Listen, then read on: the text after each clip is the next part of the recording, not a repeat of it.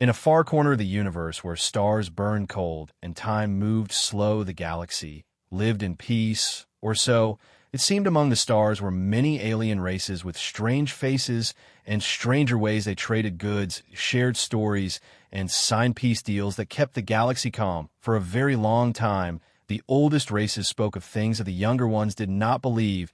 They spoke of a time when the stars were not so calm, when a strange race called. Humans walked among them. The name of this race was almost forgotten. Now most young aliens had never heard it, and those who did thought it was just an old tale told by fools or elders to scare children in the dark. They said the humans were small, soft creatures with short lives and fast minds. They lived on a blue planet called Earth, and they built machines that touched the edge of light, and fire. Their minds were quick, their hearts bold, and their anger could burn like suns. But they were not seen anymore. No one had met a human in a very, very long time. Some said they destroyed themselves in a great war. Some said they left the galaxy. Some said they never existed at all, and that the stories were just made up. But deep in the quiet corners of the universe, some old ships still carried dusty records and old books that spoke of the humans with fear and awe. They were called the Firewalkers, the Starbreakers, the children of Terra.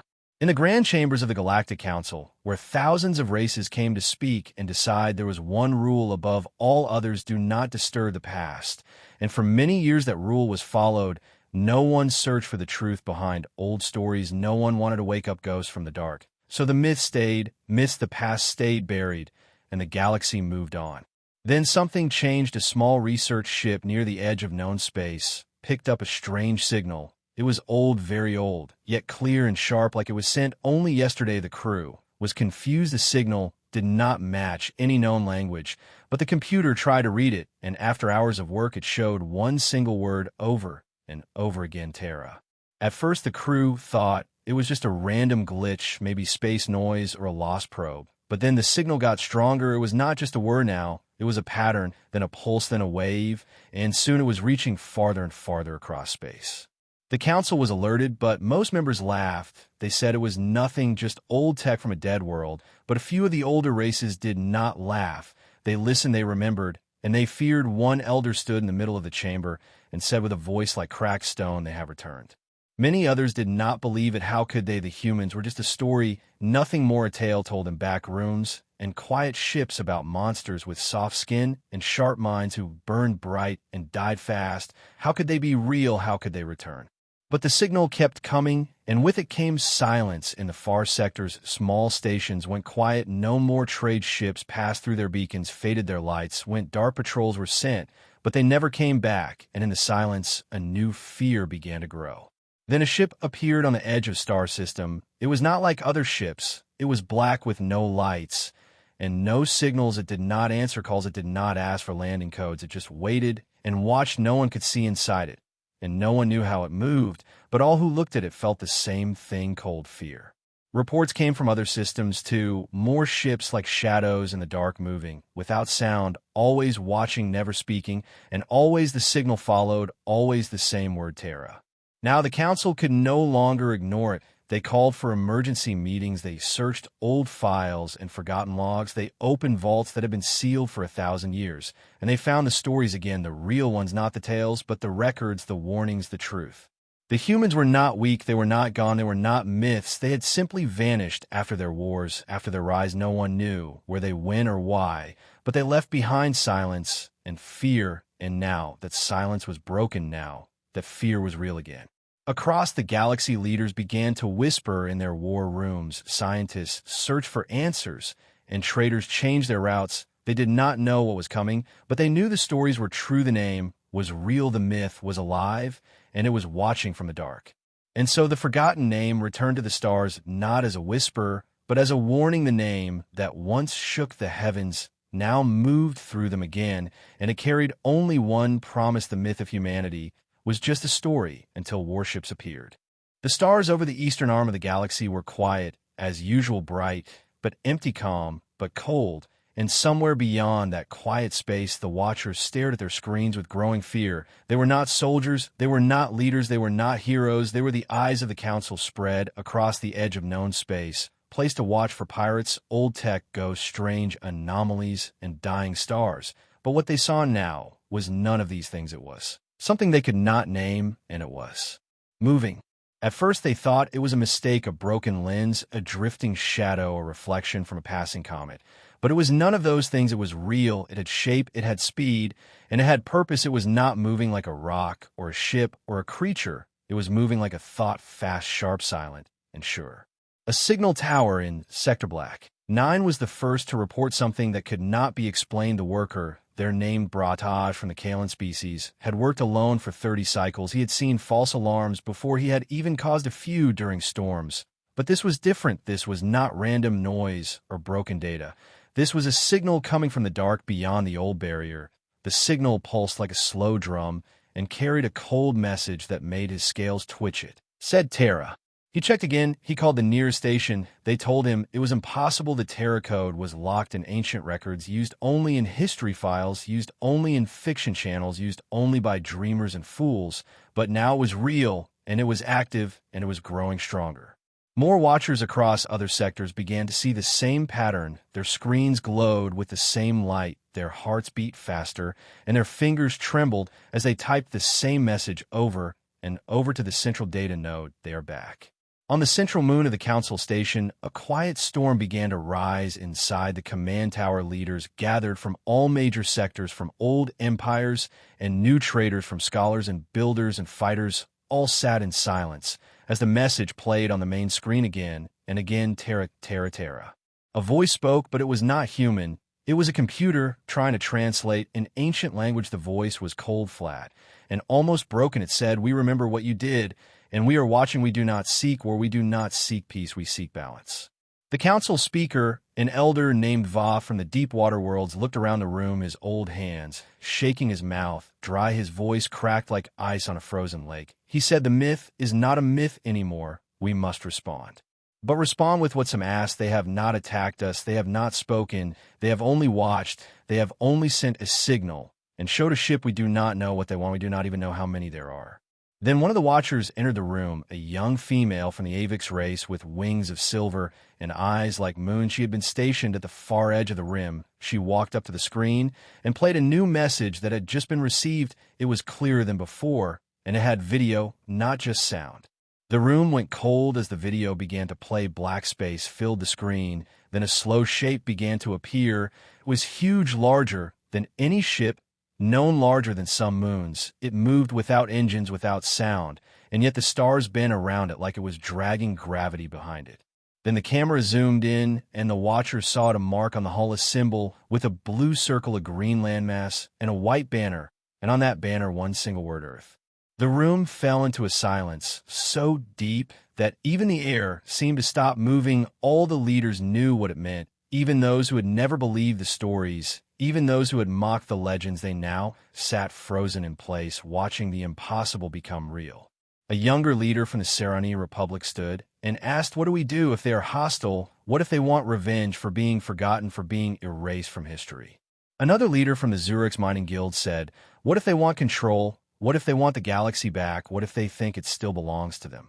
But the oldest among them, a quiet one from the dust worlds who had not spoken in years, finally raised his voice and said, "You're all thinking like politicians and traders and generals, but you forget one thing. Humans never cared for control. They cared for freedom and survival. And if they are back, it is not for power. It is for a reason we do not yet understand." Then came more reports: patrols, missing stations, dark colonies not answering distress beacons, showing no signs of attack, and yet all empty, all quiet, as if every living thing had just walked away. A science ship drifted into council space with its crew, missing, nothing broken, nothing damaged, just a strange symbol carved into the wall of the command deck. The symbol was the same one from the old books, from the lost data files, from the myths. It was the symbol of the United Earth Command. Now the fear began to change. It was no longer fear of the unknown. It was fear of memory, of forgotten truths, of ghosts that were not dead, but only sleeping. And across every system, from the richest core worlds to the poorest mining rocks, the same question began to echo in every home, every hall, every heart. Why now? Why had the humans returned now? What had woken them? What had called them back from the dark? And what would they do next? No answer came, not from the ships, not from the signals, not from the shadows, but the watchers kept watching, and the war room stayed full, and the sky above every planet seemed just a little darker. And far beyond the edge of the known stars, where the void whispered and the light grew thin, the human ships waited, unmoving, unblinking, like ancient statues with fire in their hearts and silence in their souls. They were not here for greetings, not yet. They were not here for battle, not yet. They were waiting for something only they understood, something only they feared. And the watchers did not sleep again. Across the galaxy, tension moved like a shadow, heavy and cold, not loud, but deep in the bones and in the thoughts of every leader, merchant, scout, soldier, and citizen who heard the same word again and again, Terra. It came in every tongue, it came in every system, and no matter how far or how deep or how hidden the message reached them all, it was not a threat, not. Yet it was not a warning, not directly. It was a statement, a return of voice from history, echoing through the stars. The council could no longer keep the news quiet. They tried at first. They said it was false. They said it was only strange radiation or an old program running wild. But the people were not fools. They saw the silence from the border systems. They heard the cries from the missing stations. They felt the fear behind the eyes of those who used to look strong, and sure now those eyes were wide with doubt and memory. Then the first public broadcast came. It was not sent by the council. It came from the trade hub of Arnox 7, a massive station built between 3 stars where hundreds of ships passed through every day. A security drone there picked up an image, and it spread like fire and dry wind. The image was a ship not like any other. It had no nameplate, no open ID, no lights on its hull, but it floated in perfect balance with the stars and the ships. Around it stopped. They simply stopped, as if held by unseen hands. The video showed the ship turning slowly, not with thrusters, not with fuel, but with something else, something smooth and perfect. And when it turned, the front showed a symbol old and forgotten by most, but not all, a circle, a star, a line of blue and green. It was the mark of Earth, and below there were letters written in ancient human script, translated quickly by historians. United Earth Command. People across the galaxy froze. They stared at their screens. They whispered to each other in fear and wonder. They asked questions no one could answer. How were they back? Where had they been? How did they have such power? And what did they want? The council held another emergency session broadcast to all systems. The speaker stood tall, though his voice trembled, and he said, "We face not a war, but a moment. We face not a myth, but a truth. Humans are real. They are here, and we must prepare for what they bring." And then something no one expected happened. A transmission came through, not from the humans, but through them. Through their signal, a voice was heard, clear, strong, old, and yet smooth. It spoke in perfect common tongue. "We do not come for blood. We do not come for peace. We come for memory." The voice was followed by an image, a fleet of ships larger than anything seen before, black as night, and shaped like blades of light. They did not fire, they did not move, but they hovered near the edge of council space, silent, but massive, each one carved with the symbol of Earth, and lined with ancient runes, the kind found only in ruins buried deep beneath dead planets. Worlds began to panic. Trade stopped, colonies locked down, merchants refused to fly. Without escort, military fleets were recalled to their home worlds, and a strange silence began to spread across the core systems, not the silence of peace, but the silence of fear. Then came the real contact. It did not happen in the great halls of the council or in front of roaring news feeds. It happened on a small border station named Orleans, reach, a lonely post where refugees often passed through, and smugglers paid small bribes to land and refuel the crew. They were not warriors, they were workers, and tired ones at that. But on that day, they became witnesses to something history would never forget. Without warning, a black ship appeared outside the station. No signal, no approach, just there suddenly, like it had always been. The crew sent calls, they sent warnings, they aimed scanners. Nothing worked. Then the lights flickered once, then twice, and a figure appeared in the docking bay, tall, armored, glowing faintly with a strange blue light. The figure did not speak. At first, it looked around slowly, taking in the old metal walls, the blinking lights, the frightened faces. One of the crew, a young girl named Lyra, stepped forward, holding a scanner with shaking hands. She tried to speak, but the figure raised a hand, and her voice fell silent, not because of fear, but because the air itself seemed to hold its breath. Then the figure spoke only once. It said, "Tell them we remember what they try to forget. And with those words, it turned and vanished. Light bent around it. The ship outside disappeared with it. Not a jump, not a warp, just gone like a dream waking from itself. That was the first true contact, and it changed everything across the galaxy. The message spread, tell them, we remember. What they try to forget, historians dug deep into their archives. Soldiers trained harder than ever. Leaders held secret meetings and asked the same question over and over. What had they forgotten? What had they erased? What had the humans come back to remind them of? And still the ships did not attack. They did not speak again. They only hovered near the border, near the trade lanes, near the old war grounds of long ago, like sentinels, like judges, like watchers from the dark. People began to pray to fear, to build underground shelters, to teach their children the name of Earth again. Some made art, some wrote songs, some started to dream of a future ruled by humans or ended by them. But no one knew the truth, yet no one knew the purpose of the return, only that it had begun and that the galaxy would never again be the same. The myth had walked into the light and had not come alone. Fear does not always roar. Sometimes it whispers like wind through cold metal halls and dry air vents. Sometimes it hides in the eyes of leaders who once stood proud and still now glancing at the floor, unable to speak what their hearts already know. And now, across the stars, fear was growing, not loud, not sudden, but wide like water, spreading through cracks in the stone. In the capital world of Solith Prime, tall towers once filled with color and music now stood quiet. The streets that once buzzed with voices of hundreds of species now echoed with whispers. People avoided looking up, as if afraid the sky itself might open and bring what had returned from myth. The merchants stopped traveling, the miners stayed in their tunnels, and the guards no longer smiled when they checked IDs or asked for cargo codes. In one of the old archives deep beneath the oceans of the Italian homeworld, a group of researchers worked in silence. They were not soldiers, they did not carry weapons, but what they found was more dangerous than blades or guns. They uncovered old texts sealed for centuries, digital records in broken formats, and strange human letters. Each one told stories not made for children, stories of wars without end, stories of battles fought in the void, and on burning planets, stories of Earth rising then, vanishing and leaving only smoke behind. The oldest record was only 4 lines long, and it said, they burned our skies, they shattered our fleets, they broke their own chains and vanished. They will return when the stars forget them. The researchers looked at each other, afraid to speak, afraid even to breathe. They knew now this was not a return by chance. It was a return by promise, a silent vow kept across time. Across every major world, defense systems were activated, old fleets were recalled home, and prototype weapons were brought out from hidden labs. Some of these weapons had never been tested, some were thought too dangerous even to build, but now leaders gave the order without hesitation, because no one wanted to be the next dark station drifting silent with only a mark on its walls and nothing alive inside.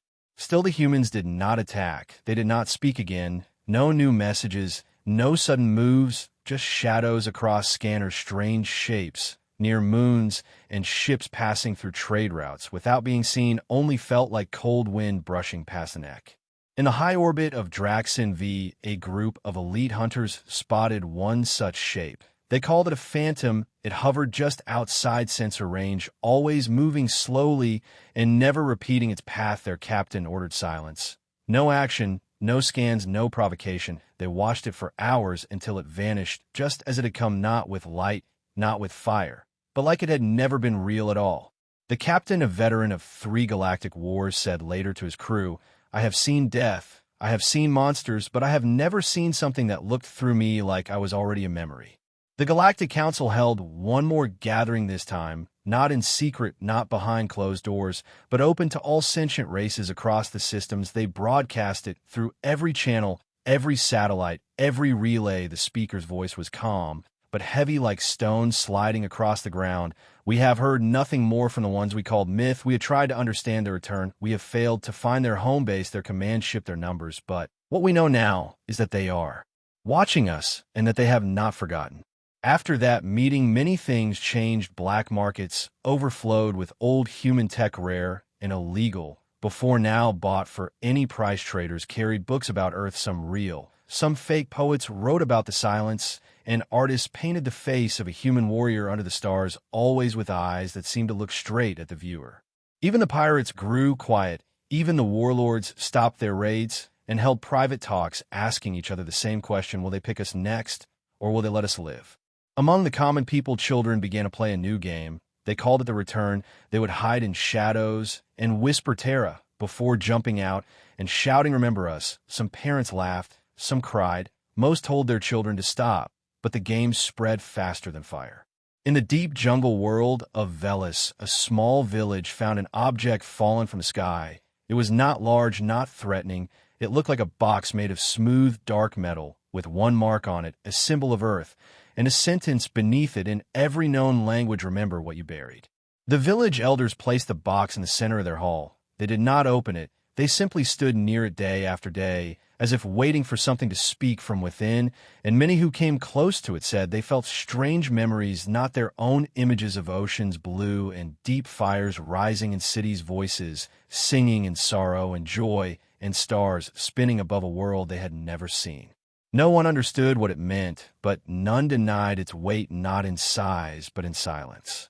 Meanwhile, in the quiet corners of space, away from the cameras and broadcasts, something else was happening. A few of the old races, the ones who had fought against humanity long ago, were preparing for a different kind of war, not of ships, not of guns, but of memory. They began to erase files again, hide truths again, seal records again, thinking perhaps if they buried the past deeper, the Watchers would turn away.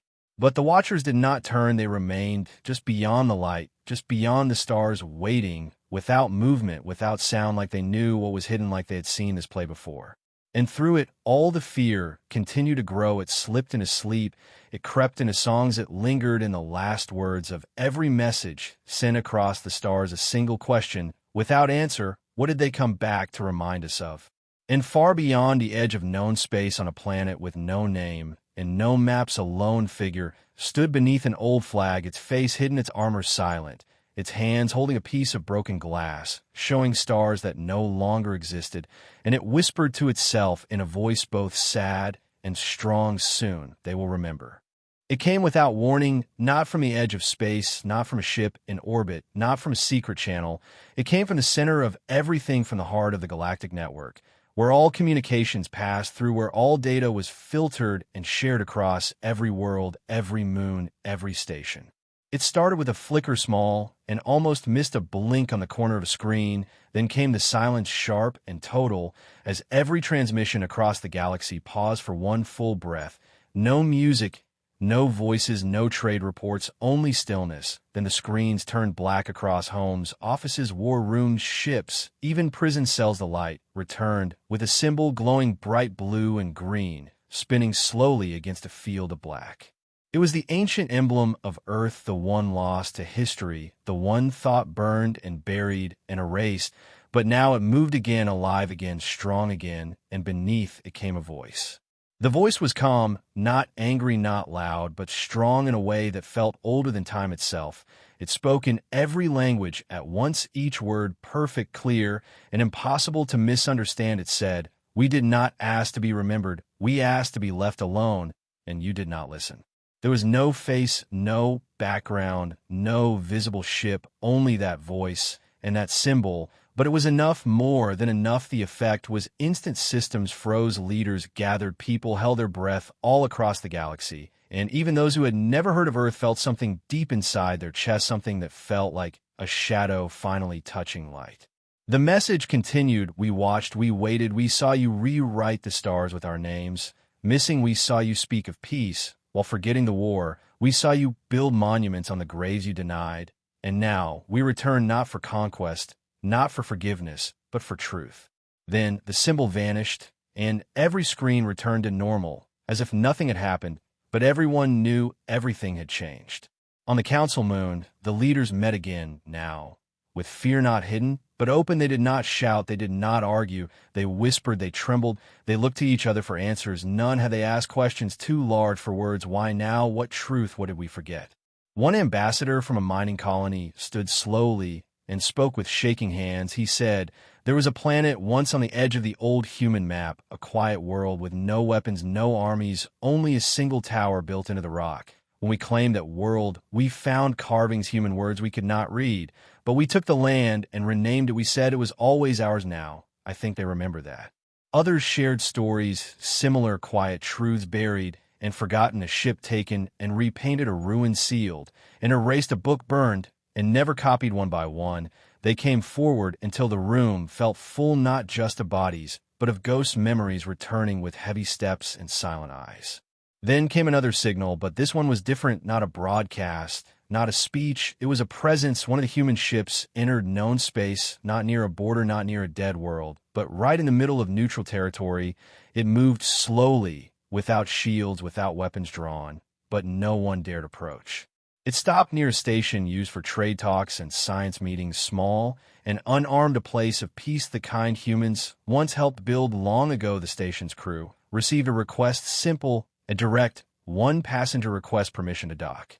They granted it because they feared what might happen if they refused. A docking bay opened, and a single figure stepped out, tall and silent, dressed in black armor, marked with symbols not known to current science, old and glowing with a soft blue hue. The figure walked slowly past the guards, who did not move, did not speak, did not even raise a hand, as if something deep inside them already knew this was not someone to stop.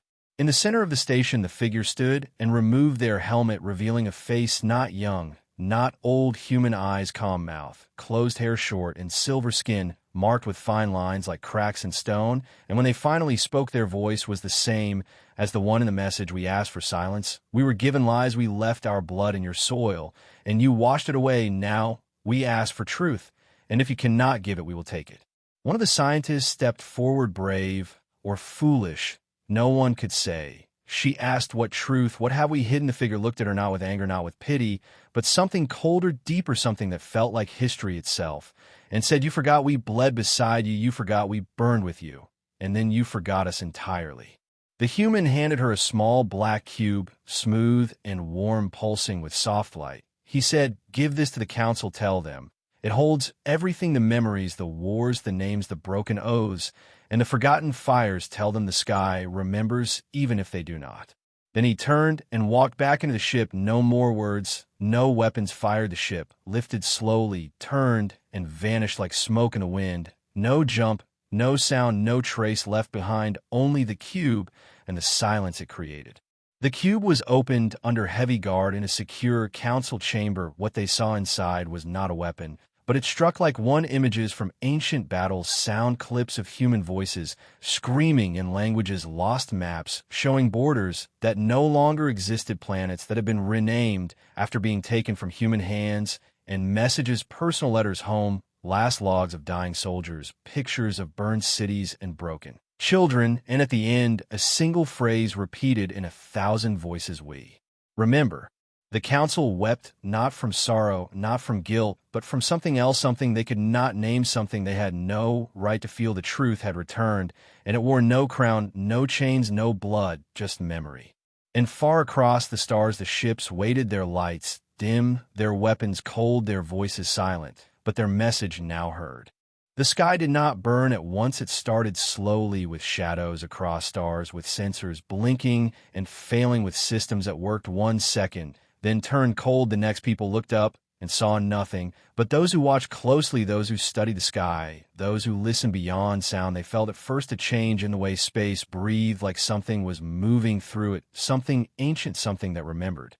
The first world to fall was not attacked. It was abandoned, a bright mining colony named Red Ark, built into the side of a massive asteroid, with thousands of workers living in sealed domes, with trade routes going in and out every day. One morning, every signal stopped, no alarm, no call, no fire. When a scout ship was sent, they found the domes empty, no damage, no blood, only silence, and a single mark burned into the metal floor, a circle with a blue line through it, and 3 words in common script: Earth remembers everything.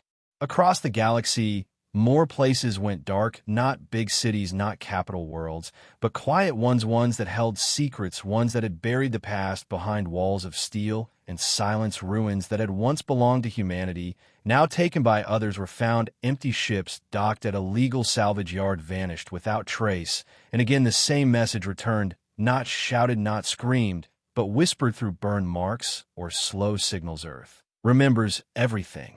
Panic moved faster than light. Leaders called emergency meetings again. Some demanded to fight, some demanded to hide, some said surrender was the only way, but the ships in the sky made no demands, they made no speeches, they simply moved closer, always closer, never firing, never speaking, only watching and waiting like wolves outside a village that had forgotten what wolves were. In the rich system of Howran 5, the fleet of the Goldcrest Alliance stood ready. They had been told by their commanders to defend the system, no matter what. They were given weapons designed to break moon shields that could hold back a supernova. They believed they were strong until the sky changed. Without warning, the space above Howran 5 filled with black shapes. They did not appear. They were simply there like they had always been there, and no one had seen them. The human ships were silent, not flashing lights, not spinning hulls, just still metal giants floating with power too heavy to be measured. The Alliance fleet opened fire beams, missiles, gravity shells, all aimed straight at the nearest ship the attacks hit, but did nothing, not even a scratch, not even sound. Then the human ships moved only slightly, but it was enough. One of them turned, and with a wave of energy made from nothing, every ship in the Alliance fleet went dark. No explosions, no burning metal, just cold, dead, silent ships, floating without power, without life. And above them, the human ships hovered, not in victory, not in rage, but like judges, like the past itself had risen to weigh the future. No one died that day, but no one spoke, either not for hours, not for days. The silence after was louder than any war. The council finally accepted what many had feared. They were not dealing with soldiers, they were not dealing with conquerors. They were facing something older than either, something with memory and judgment, something that did not ask permission. Back on the council moon, the black cube still glowed its light. Now pulsing faster, the images inside had begun to shift, to change, to grow, new ones appearing every day. Old cities, old battles, names once removed from records returning with dates and faces, whole histories long buried, now rising from the ashes, and every image carried the same quiet strength, the same silent demand, remember us. And still the human ships did not speak. They passed through systems, and some began to follow them, not from command, not from loyalty, but from fear. Ships, once proud, now moved behind the shadow of the Earth fleet, hoping perhaps to be spared, perhaps to be seen as different, perhaps to be forgotten. But the humans forgot nothing. In one of the border sectors, a hidden station used for rewriting archives was discovered, not by patrols, not by spies, but by a human ship that simply stopped above it and sent one word through every speaker inside. Exposed, the station held rooms filled with false history, edited timelines, stolen records, showing Earth as a side note or a danger or a mistake. When the humans arrived, they did not destroy the station. They simply removed every file and replaced it with one message: truth matters. And then the sky above that sector burned, not from fire, not from war, but from light, pure white light that fell from the lead ship and bathed the station and everything around it with energy that could not be measured. When it faded, the station was not destroyed, it was transformed. Walls now showed human history in full detail. Voices played in the air, reading stories long forgotten. And in the center of the control room, a statue stood tall, a human soldier holding a broken flag and looking toward the stars. Messages came from thousands of systems, now asking the same question: what do you want? Why now? What must we do? And still no answer. Came only the silent movement of ships, only the cold presence of memory. On planets where humans once lived, people began to appear. No one knew from where. Humans wearing armor, marked with ancient symbols, walking through streets they had not seen in centuries. They did not attack. They did not speak. They only stood and watched. And sometimes they left behind gifts: a cube, a crystal, a chip, and each one held stories. Stories of love and war, of loss and pride, of mistakes made and prices paid. Stories that had been hidden for generations, now returning, not for revenge, not for glory, but for something deeper, something more lasting.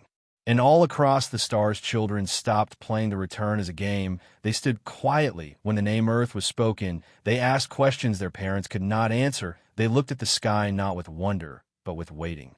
The burning sky had not brought fire, it had brought truth, and the truth burned brighter than war. In the cold, dark edge of known space, where no routes passed and no station stood, a planet began to glow, It had no name on any map, no record in any database, no flag claiming it as part of any sector, and yet it turned slowly and steadily around a pale star, and across its surface lights awakened cities rose from the ground, not newly built, but uncovered, released from beneath layers of stone dust and silence, as if the world had been asleep, and now remembered itself. The Watchers were the first to see it. Their long-range scanners caught a burst of energy like a sun being born, then silence again, then light again, but not from weapons, not from storms, from cities, from towers, from field to power, rising from ancient machines that had not moved in thousands of years. A small drone ship sent by the neutral explorers reached the edge of the system and sent back images that made the entire galaxy stop and stare, images that turned whispers into truths and fears into awe, for the lost world of humanity had returned, and it was beautiful. Green forests stretched across floating continents, blue oceans swirled with currents made by unseen hands, mountains rose in impossible shapes, glowing with soft white veins, and in the center of it all stood a massive structure built like a circle touching the clouds and shaped like the symbol of Earth itself, and above it a ship hovered silent and perfect, black as night, but lined with glowing light like veins of memory.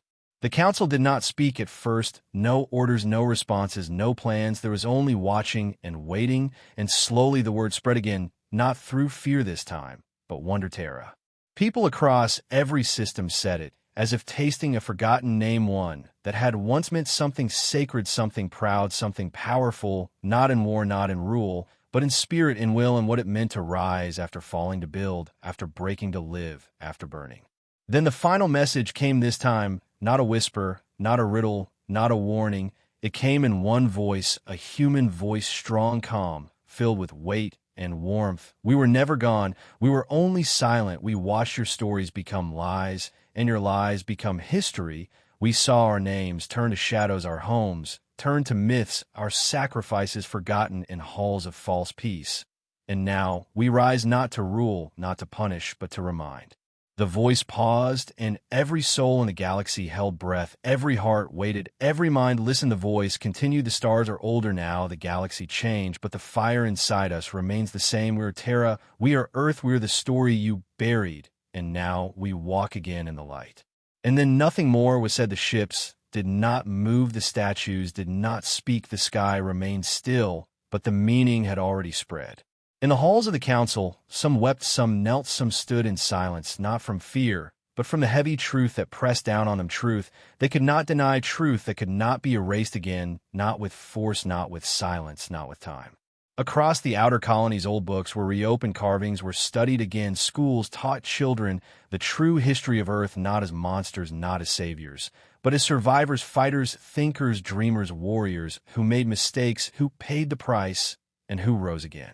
On a frozen moon, an old general who had once led a campaign to erase the last ruins of a human world stood before a new monument placed there by unknown hands, a stone pillar carved with a single human face and the words, "We remember and we forgive," and the general wept not from guilt, but from the weight of being seen, truly seen, after so long.